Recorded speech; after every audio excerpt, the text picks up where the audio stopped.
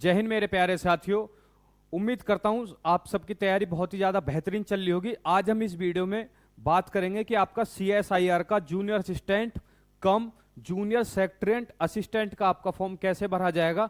तो सबसे पहले मैं आप सबको बता दूं, इस वीडियो के डिस्क्रिप्शन में अप्लाई लिंक करके एक लिंक होगा जिस पे आप डायरेक्ट वेबसाइट से CSIR की ये वाला फॉर्म अप्लाई कर सकते हैं। जैसे आप उस वाली वेबसाइट को खोलोगे तो आपके सामने सबसे पहले रजिस्ट्रेशन के लिए आएगा और एक आएगा आपका लॉगिन के लिए। तो आपको रजिस्ट्रेशन वाला वो वाला बटन दबा देना है। उसमें आपको अपना पहले भरना है 10th का, जो भी आपकी 10th सर्टिफिकेट में नाम है वो भरना है, फर्स्ट नेम, फिर यहां पर अपना कास्ट जो भी आप लगाते हैं नाम के बाद इसमें आपके जो भी फादर का नाम है यहां पर आपका ये आपको यहां पर फिल कर देना है। एक बार मैं इसको देख लेता हूं, ठीक है। उसके बाद आपको अपना ईमेल इसमें भर देना है, ठीक है। कंफर्म ईमेल जरूर कर दें क्योंकि ईमेल से ही जब भी आपका एडमिट कार्ड आएगा आपकी टाइपिंग के लिए आएगा तो आप ईमेल से के थ्रू ही अपने सब कुछ वहां पर एडमिट कार्ड वगैरह आते हैं। पासवर्ड आपको यहां पर सेट करना है। आप अपना नाम @ कुछ भी करके कर सकते हैं। कंफर्म पासवर्ड करना है। उसके बाद आपको यहां पर अपनी डेट ऑफ बर्थ फिल करनी है। सेलेक्ट आईडी में आप यहां पर कर सकते हैं आधार कार्ड, पैन कार्ड, जो भी आप यहां पर सेलेक्ट करना चाहें।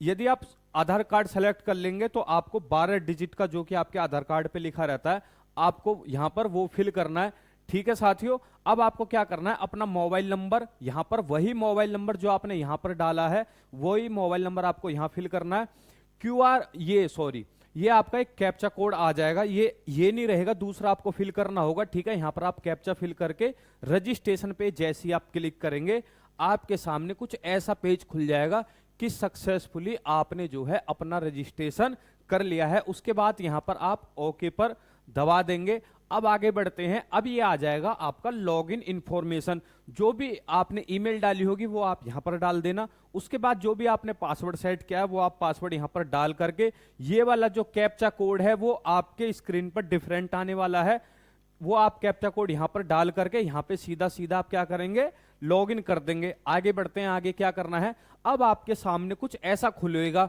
जैसे कि आपकी ये पोस्ट कोड है, इसमें आपकी यहां पर दिया हुआ है कि आप जूनियर असिस्टेंट के लिए अप्लाई करना चाहते हैं, स्टेनो के लिए अप्लाई करना चाहते हैं, तो इसमें आपकी 4 अलग अलग वैकेंसी हैं।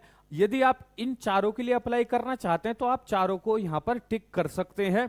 इसमें ये नहीं है कि आपको एक वैकेंसी के लिए एक ही फॉर्म भरना, ठीक है। आप यहां पर कितने भी वैकेंसी भर सकते हैं, चारों की चारों आप यहां पर सेलेक्ट कर सकते हैं।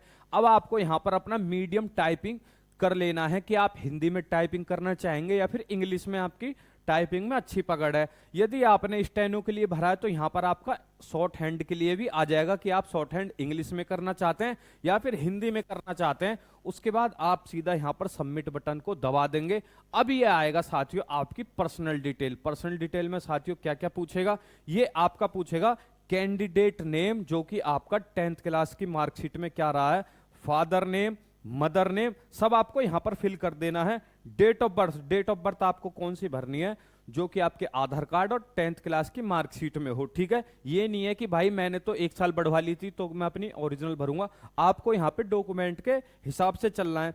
रिलीजन में आप हिंदू, मुस्लिम, जैन या फिर अदर करके यहां पर भर सकते हैं, ठीक है साथियों।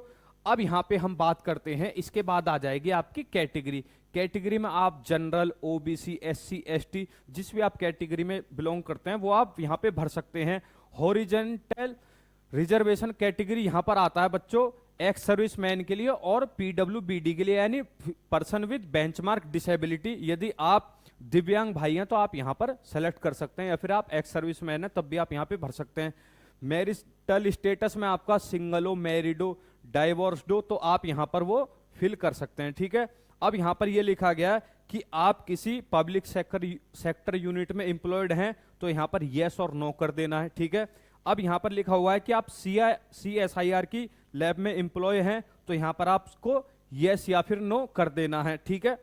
आगे बढ़ते हैं। आगे यहां पर क्या लिखा हुआ है, यहां पे आपका लिखा हुआ है कि भाई आपकी एज कितनी है, तो एज आप यहां पे लिख देंगे। जेंडर आप मेल हैं, फीमेल हैं या फिर अदर हैं तो उसके लिए आप यहां पे फिल कर सकते हैं। मोबाइल नंबर आपको फिर से वही यहां पर क्या करना है, फिल कर देना है। अब यहां पर यह लिखा हुआ है कि भाई आपको अपना कॉरस्पॉन्डेंस एड्रेस यहां पर लिखना है।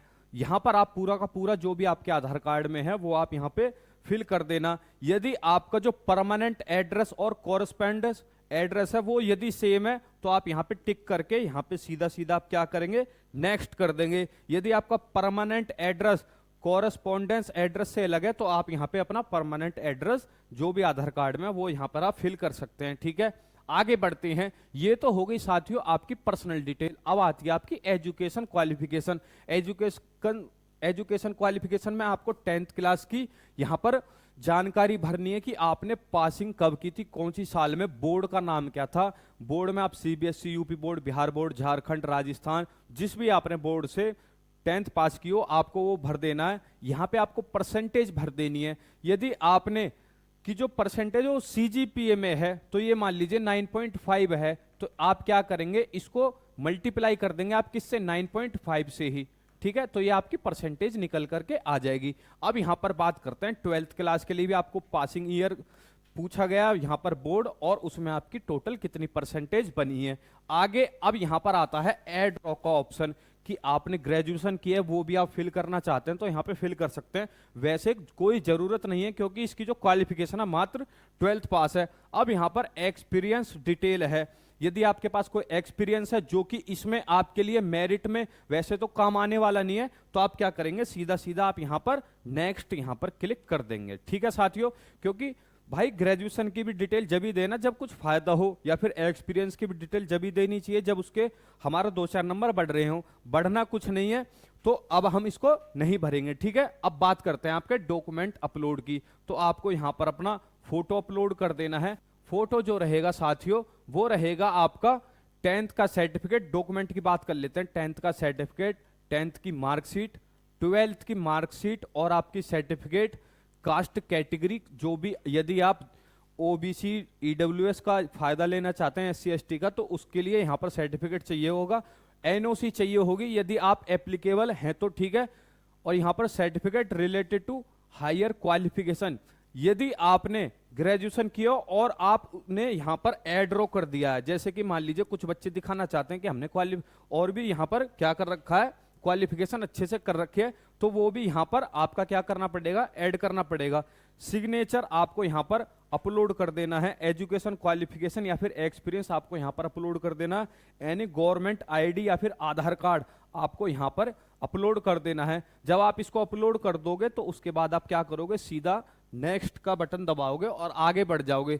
अब यहां पर आती है आपकी पेमेंट डिटेल। यदि आप SC ST PWBD ex serviceman है तो आपकी यहां पर क्या फीस लगने वाली है, वो लगने वाली है यहां पर 0 रुपीज। ठीक है, यदि आप जनरल ओबीसी और यहां पर ईडब्ल्यूएस कैटेगरी से आते हैं और आप मेल हैं तो आपकी यहां पर फीस 500 रुपए लगने वाली है। ठीक है, उसके बाद आप क्या करोगे, यहां पे सीधा नेक्स्ट कर दोगे।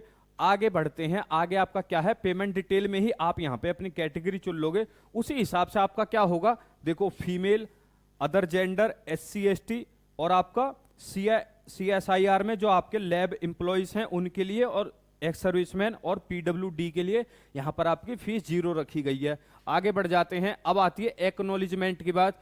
यदि आपका सिलेक्शन हो जाता है तो आप कितने दिन बाद इस नौकरी को ज्वाइन करना चाहेंगे, तो आपको यहां पर वो नंबर ऑफ डेज फिल कर देने हैं। Do you accept the minimum pay offered by CSIR, यहां पर ये बोला गया है कि सीएसआईआर कितनी भी कम सैलरी दे तब भी आपको जॉब करना पसंद करेंगे, तो येस और नो करके आपको यहां पर क्या कर देना है, नेक्स्ट पे क्लिक कर देना है। आगे बढ़ते हैं, आगे आप जैसे बढ़ोगे एक्नॉलेजमेंट करके आपका फिर आएगा प्रीव्यू। प्रीव्यू में बस वही होता है जो आपने फॉर्म भरा है, कि आपने नेम में क्या भरा है, आपकी कास्ट है वो आपने क्या भरा है, 10th में आपकी कितनी मार्कशीट है ये आपने भरा है, तो आप उसको चेंज कर सकते हैं यदि आपने फॉर्म में कुछ गलती कर दी है।